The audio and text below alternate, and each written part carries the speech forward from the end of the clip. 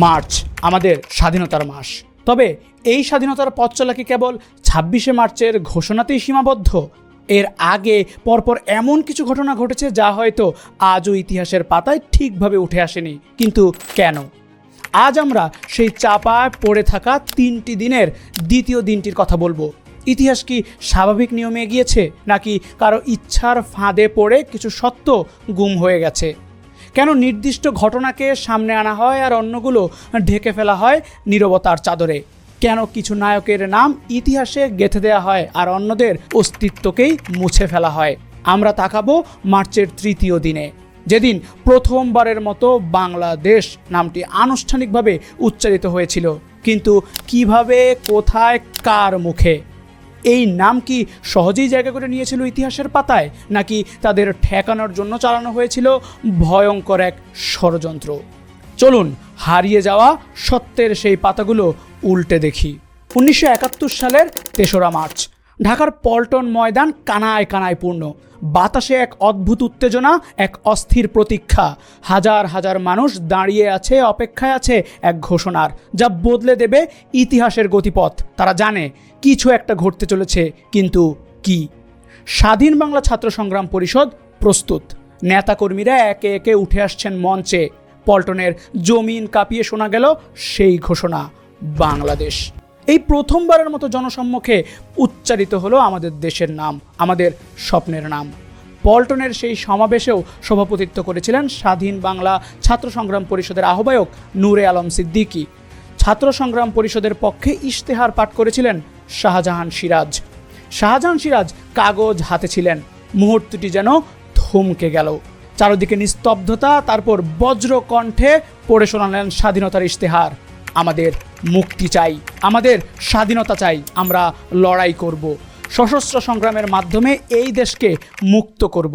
মুহূর্তের মধ্যেই গগন বিদায়ী স্লোগান উঠল, চারপাশে মানুষের রক্ত গরম হয়ে উঠল।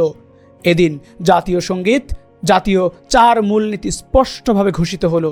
কিন্তু সবচেয়ে গুরুত্বপূর্ণ ছিল এই সত্য, বাংলাদেশ নামে একটি স্বাধীন রাষ্ট্রের আনুষ্ঠানিক ঘোষণা। এই ঘোষণা ছিল কেবল একটি রাজনৈতিক পদক্ষেপ নয়, এটি ছিল বাঙালির মুক্তির চূড়ান্ত আহ্বান। এই মুহূর্তে দাঁড়িয়ে থাকা প্রত্যেকটি মানুষ জানত, সামনে যে পথ তা কুসুমাস্তীর্ণ নয়। স্বাধীনতার জন্য যুদ্ধ করতে হবে। যুদ্ধ আসন্ন, রক্ত ঝরবে, জীবন যাবে, কিন্তু এই ঘোষণার মধ্য দিয়েই সেই শপথ গ্রহণ করা হলো। প্রয়োজনে বুকে রক্ত ঝরিয়ে হলেও ছিনিয়ে আনতে হবে স্বাধীনতা।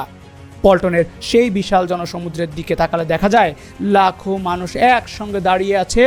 কেউ কারো চেহারা ঠিকঠাক দেখতে পাচ্ছে না, কিন্তু সবাই অনুভব করতে পারছে একে অপরের হৃদয়ের স্পন্দন। যেন সমস্ত বাংলাদেশ এক হয়ে গেছে এই ময়দানে। একদিকে উত্তাল জনতা, অন্যদিকে ছাত্র নেতাদের বজ্রকণ্ঠ। এক মুহূর্তের জন্য কেউ নিস্তব্ধ থাকছে না। সবার চোখে স্বপ্ন, সবার মনে একটাই ভাবনা, বাংলাদেশ স্বাধীন হবে। কিন্তু আজ এই ইতিহাস কোথায়? কোথায় সেই স্বাধীনতার ইশতেহারের মূল কপি? কোথায় সেই দলিল, সেই কাগজ যা একদিন লক্ষ প্রাণকে উদ্বুদ্ধ করেছিল?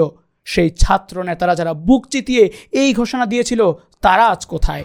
কতজন জানে আসলে সেই ইশতেহারে কী লেখা ছিল? কতজন জানে স্বাধীনতার ঘোষণাপত্রের প্রথম পাঠ কোন দিন হয়েছিল?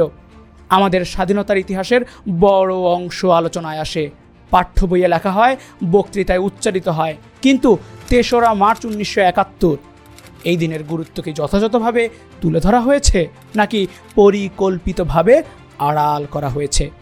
একদিন ইতিহাসের ধুলা সরবে, সত্য উন্মোচিত হবে। সেই দিন হয়তো খুব দূরে নয়।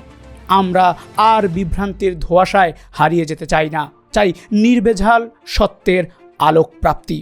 এই সত্যের সন্ধানে আসছে এক অবিশ্বাস্য গ্রন্থ, স্বাধীন বাংলা ছাত্র সংগ্রাম পরিষদের এক বিস্তৃত নায়ক, বাংলাদেশের এক উপেক্ষিত যোদ্ধার আত্মজীবনী। তিনি যা দেখেছেন, যা বিশ্বাস করেছেন, যা লালন করেছেন, সবই উঠে আসবে এই বইয়ের পাতায়। তার কথায় মিলবে ইতিহাসের নিখুঁত প্রতিচ্ছবি, চাপা পড়ে থাকা সত্যের নির্ভীক উচ্চারণ।